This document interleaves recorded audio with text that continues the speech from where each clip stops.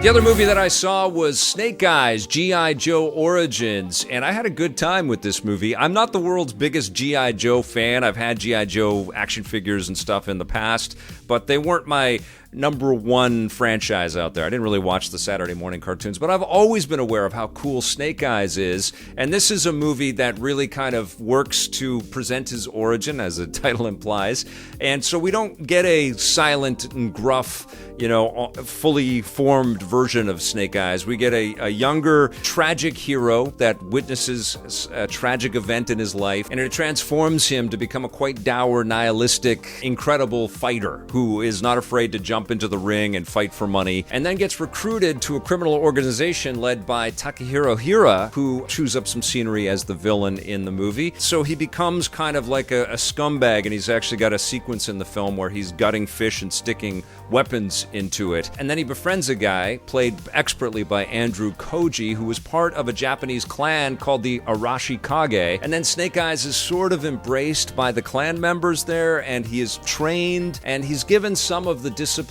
and some of the focus to be a better person in the world, and eventually confronts his former gangland boss and has to go head to head. And then there's a lot more intricate kind of details and plot ideas that suggest that Snake Eyes has entered into a world that's much larger than it first appears, and some of the characters that he knows and cares about have some tragic things that happen to them, and there's some changing of alliances. And then of course we're also introduced to G.I. Joe characters like Scarlet, played by Samara Weaving, and the Baroness, played by Úrsula Corberó.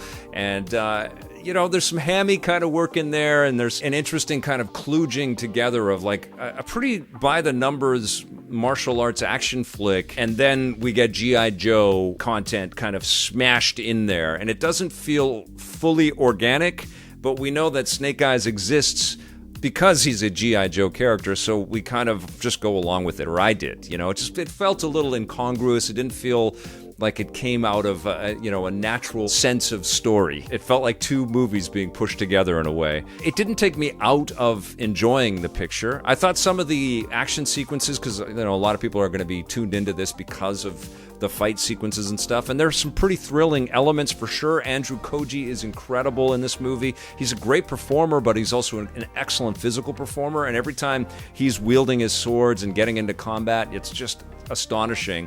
But it's not framed perfectly. The camera is too tight on shots. There's a lot of shaky cam shots, and there's a lot of whip pans, and your head's like, what the hell's happening?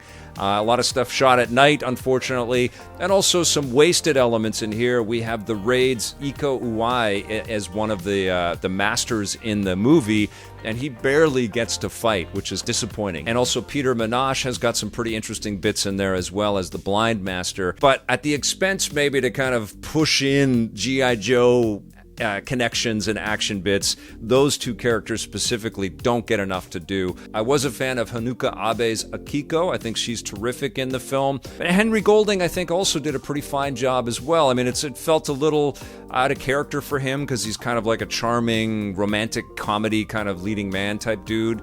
And he's got the Indiana Jones scruff on his face, and he's kind of snarling and stuff. He's suppressing the sort of inner glow, nice guy charm that is always there with him.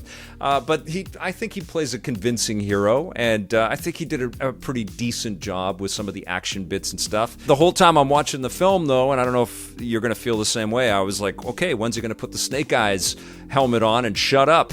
And not because I wanted him to, but, Snake Eyes doesn't talk, so it's a very chatty film for a character that we know doesn't end up talking at all later, I was entertained, and admittedly, I'm not the biggest, most hardcore G.I. Joe purist. I'm not going to pick it apart from that kind of perspective. The mileage may vary out there depending on how much you adore G.I. Joe, but I had a pretty good time with Snake Eyes, and if this is the beginning of a new direction for the G.I. Joe films, I'm kind of looking forward to seeing where they go from here. I'm going to give Snake Eyes, G.I. Joe Origins, a 7.5 out of 10.